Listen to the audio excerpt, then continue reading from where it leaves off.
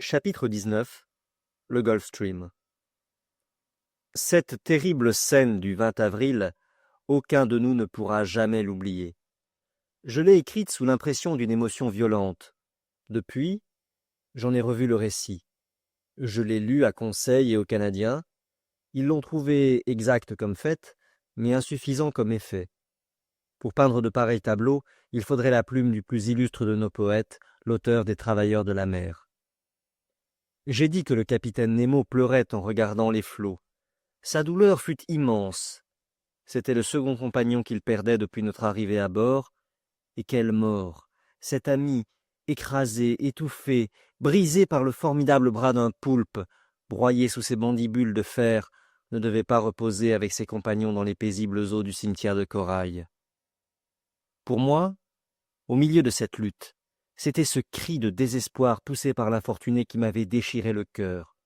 Ce pauvre Français, oubliant son langage de convention, s'était repris à parler la langue de son pays et de sa mère pour jeter un suprême appel.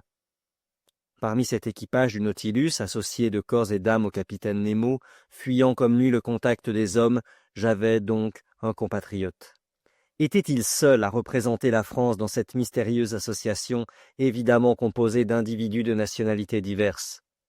C'était encore un de ces insolubles problèmes qui se dressaient sans cesse devant mon esprit. Le capitaine Nemo rentra dans sa chambre et je ne le vis plus pendant quelque temps. Mais qu'il devait être triste, désespéré, irrésolu, si j'en jugeais par ce navire dont il était l'âme et qui recevait toutes ses impressions. Le Nautilus ne gardait plus de direction déterminée. Il allait, venait, flottait comme un cadavre au gré des lames. Son hélice avait été dégagée et cependant il s'en servait à peine. Il naviguait au hasard. Il ne pouvait s'arracher du théâtre de sa dernière lutte, de cette mer qui avait dévoré l'un des siens. 10 jours se passèrent ainsi.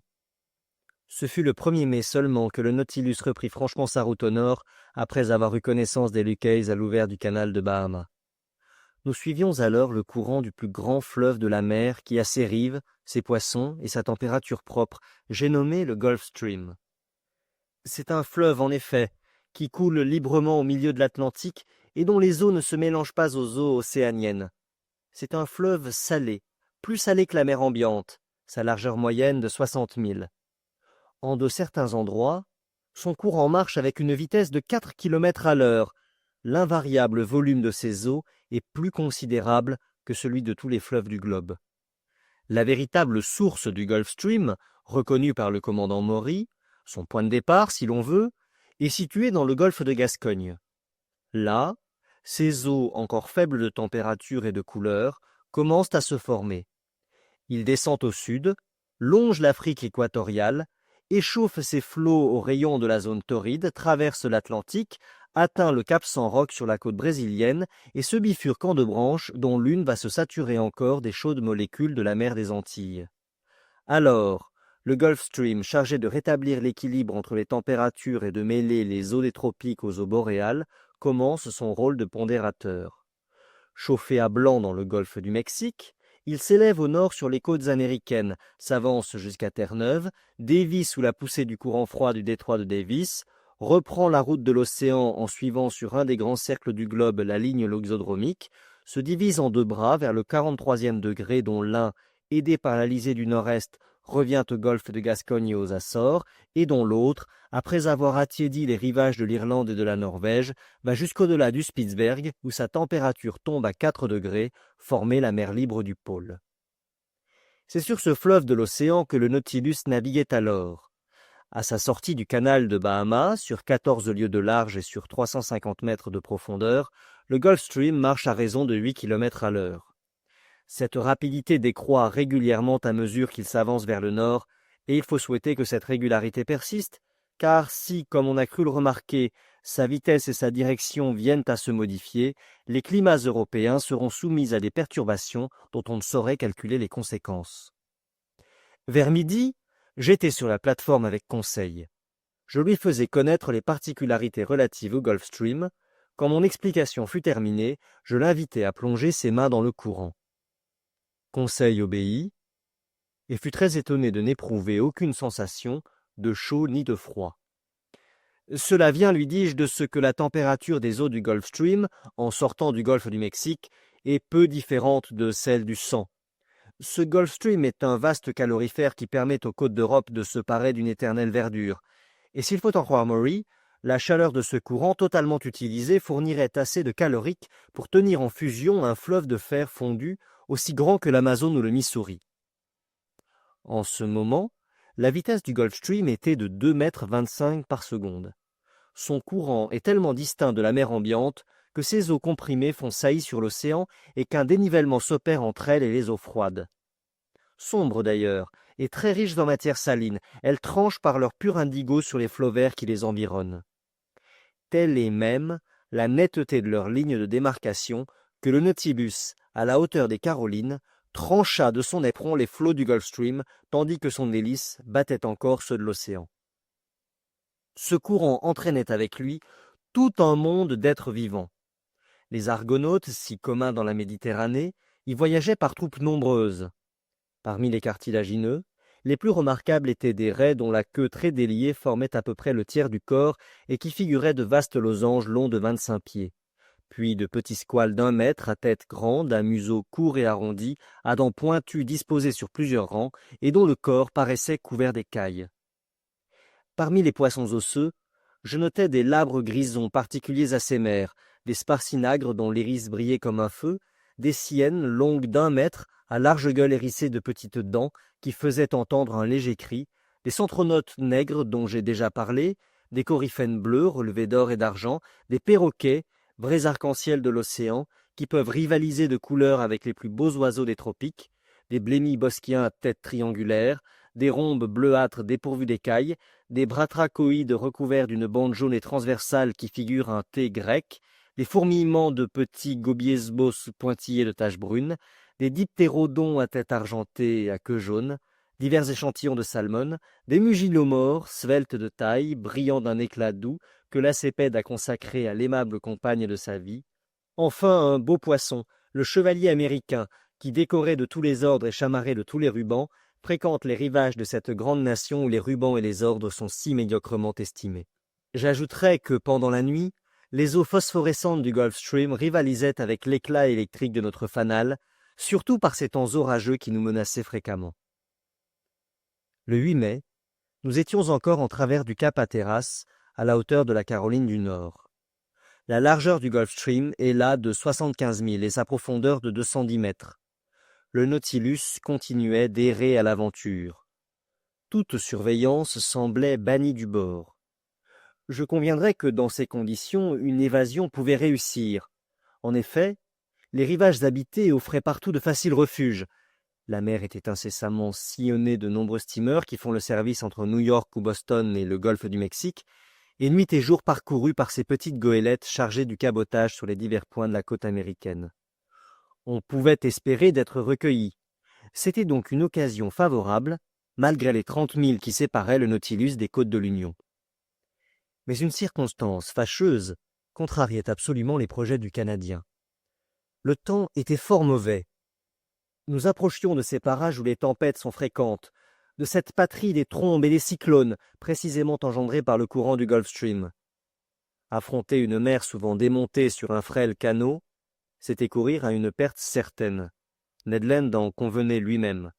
Aussi rongeait-il son frein, pris d'une furieuse nostalgie que la fuite seule eût pu guérir. « Monsieur, me dit-il ce jour-là, il faut que cela finisse. Je veux en avoir le cœur net.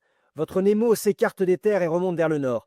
Mais je vous le déclare, j'ai assez du pôle sud et je ne le suivrai pas au pôle nord. Que faire, Ned, puisqu'une évasion est impraticable en ce moment? J'en viens à mon idée. Il faut parler au capitaine. Vous n'avez rien dit quand nous étions dans les mers de votre pays. Je veux parler maintenant que nous sommes dans les mers du mien. Quand je songe qu'avant quelques jours, le Nautilus va se trouver à la hauteur de la Nouvelle-Écosse, et que là, vers Terre-Neuve, s'ouvre une large baie, que dans cette baie se jette le Saint-Laurent, et que le Saint-Laurent, c'est mon fleuve à moi, le fleuve de Québec, ma ville natale. Quand je songe à cela, la fureur me monte au visage, mes cheveux se hérissent. Tenez, monsieur, je me jetterai plutôt à la mer. Je ne resterai pas ici, j'y étouffe. Le Canadien était évidemment à bout de patience. Sa vigoureuse nature ne pouvait s'accommoder de cet emprisonnement prolongé. Sa physionomie s'altérait de jour en jour. Son caractère devenait de plus en plus sombre. Je sentais ce qu'il devait souffrir, car moi aussi, la nostalgie me prenait. Près de 7 mois s'étaient écoulés sans que nous eussions eu aucune nouvelle de la Terre.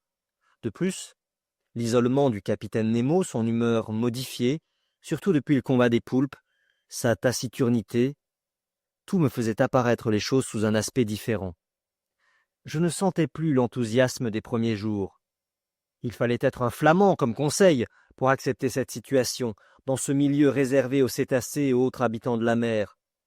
Véritablement, si ce brave garçon, au lieu de poumons, avait eu des branchies, je crois qu'il aurait fait un poisson distingué. « Eh bien, monsieur, reprit Ned Land, voyant que je ne répondais pas. « Eh bien, Ned, vous voulez que je demande au capitaine Nemo quelles sont ses intentions à notre égard ? » ?»« Oui, monsieur. »« Et cela, quoiqu'il les ait déjà fait connaître. »« Oui, je désirais être fixé, une dernière fois. Parlez pour moi seul, en mon seul nom si vous voulez. » « Mais je le rencontre rarement, il m'évite même. C'est une raison de plus pour l'aller boire. » Je l'interrogerai, Ned. « Quand ?» demanda le Canadien en insistant. « Quand je le rencontrerai ? » « Monsieur Aronnax, voulez-vous que j'aille le trouver, moi ? » ?»« Non, laissez-moi faire. Demain, aujourd'hui !» dit Ned Land. « Soit. Aujourd'hui, je le verrai, » répondis-je au Canadien, qui, en agissant lui-même, eût certainement tout compromis. Je restai seul. La demande décidée, je résolus d'en finir immédiatement. J'aime mieux chose faite que chose à faire. Je rentrai dans ma chambre. De là, j'entendis marcher dans celle du capitaine Nemo. Il ne fallait pas laisser échapper cette occasion de le rencontrer. Je frappai à sa porte. Je n'obtins pas de réponse. Je frappai de nouveau, puis je tournai le bouton.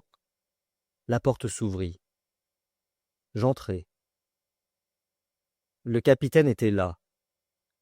Courbé sur sa table de travail, il ne m'avait pas entendu. Résolu à ne pas sortir sans l'avoir interrogé, je m'approchai de lui. Il releva la tête brusquement, fronça les sourcils et me dit d'un ton assez rude. « Vous ici, que me voulez-vous ?»« Vous parlez, capitaine. »« Mais je suis occupé, monsieur, je travaille. Cette liberté que je vous laisse de vous isoler, ne puis-je l'avoir pour moi ?» La réception était peu encourageante, mais j'étais décidé à tout entendre pour tout répondre. « Monsieur, » dis-je froidement, « j'ai à vous parler d'une affaire qu'il ne m'est pas permis de retarder. »« Laquelle, monsieur ?» répondit-il ironiquement.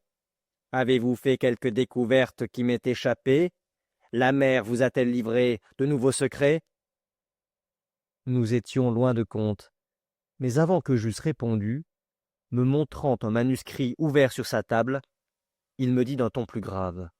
« Voici, monsieur Aronnax, un manuscrit écrit en plusieurs langues.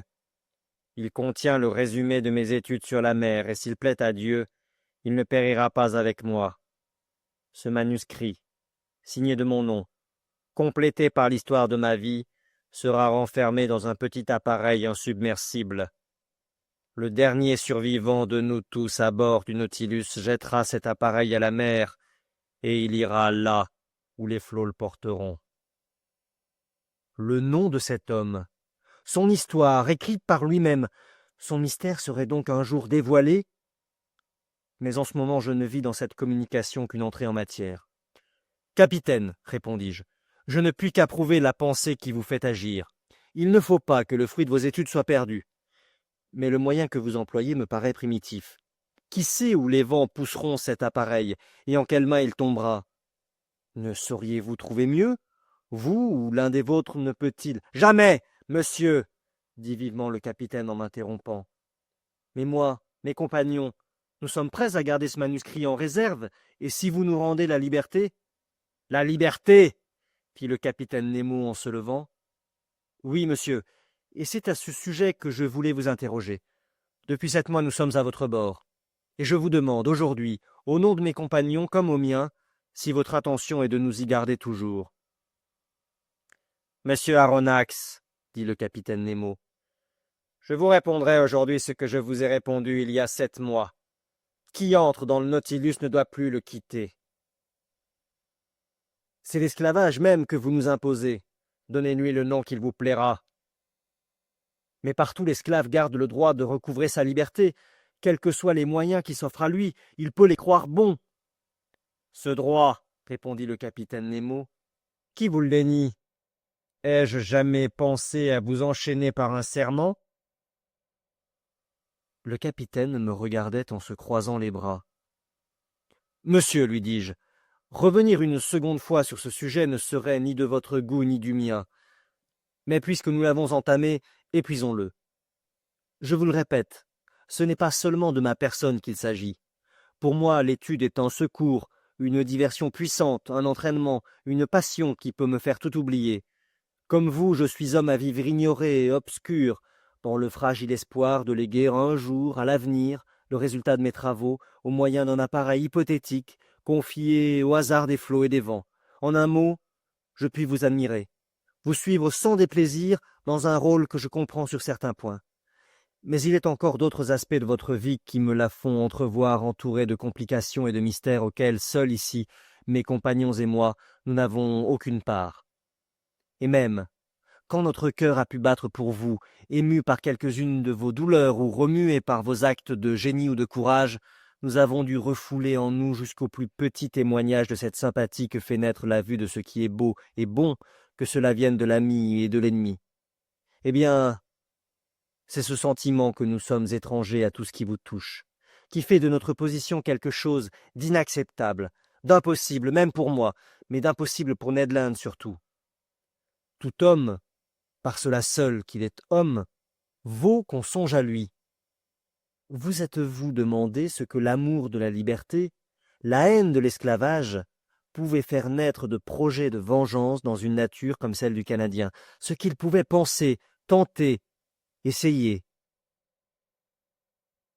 Je m'étais tu. Le capitaine Nemo se leva. Que Ned Land pense, tente, et sait tout ce qu'il voudra que m'importe. Ce n'est pas moi qu'il ait été chercher. Ce n'est pas pour mon plaisir que je le garde à mon bord. Quant à vous, monsieur Aronnax, vous êtes de ceux qui peuvent tout comprendre, même le silence. Je n'ai rien de plus à vous répondre. Que cette première fois où vous venez de traiter ce sujet soit aussi la dernière, car une seconde fois, je ne pourrai même pas vous écouter. Je me retirai. À compter de ce jour, notre situation fut très tendue. Je rapportai ma conversation à mes deux compagnons. « Nous savons maintenant, dit Ned, qu'il n'y a rien à attendre de cet homme. Le Nautilus se rapproche de Long Island. Nous fuirons, quel que soit le temps. » Mais le ciel devenait de plus en plus menaçant. Des symptômes d'ouragan se manifestaient. L'atmosphère se faisait blanchâtre et laiteuse. Aux cirrus à gerbes déliées succédaient à l'horizon des couches de nimbocumulus. D'autres nuages bas fuyaient rapidement. La mer grossissait et se gonflait en longues houles. Les oiseaux disparaissaient, à l'exception des satanicles, amis des tempêtes. Le baromètre baissait notablement et indiquait dans l'air une extrême tension des vapeurs. Le mélange du storm-glass se décomposait sous l'influence de l'électricité qui saturait l'atmosphère. La lutte des éléments était prochaine.